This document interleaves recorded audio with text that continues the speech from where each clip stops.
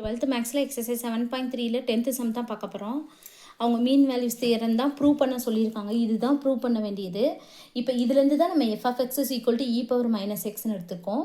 இது கண்டினியூஸ், அதுக்கப்புறம் டிஃபரன்ஷியேட் பண்ணோன்னா டிஃபரன்சபிள்னு சொல்லி நம்ம எழுதிக்கலாம். அடுத்து வந்து f'(c) இதுதான் ஃபார்முலா. ஏக்கு பதிலாக நம்ம இந்த கண்டுபிடிச்சி வச்சுக்கோங்க பாருங்கள். f(a) f(b) கண்டுபிடிச்சதை இதில் சப்ஸ்டியூட் பண்ணிக்குவோம்.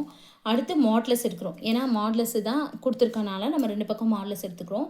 இங்கே பார்த்தீங்கன்னா e⁻−a தான் ஃபஸ்ட்டில் இருக்குது. அப்போ இங்கே e⁻−b தான் இருக்குது. அப்போ இதில் e⁻−a வர்றதுக்காண்டி இந்த மைனஸை வெளியே எடுத்துடும். அதே மாதிரி தான் கீழேயும். அப்போ இது ரெண்டும் ப்ளஸ் ஆயிரும். சரிங்களா?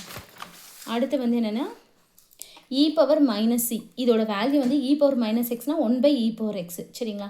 எக்ஸுக்கு 1ன்னு போட்டோம்னா 1/eன்னு வரும். ஈயோட வேல்யூ 2.7.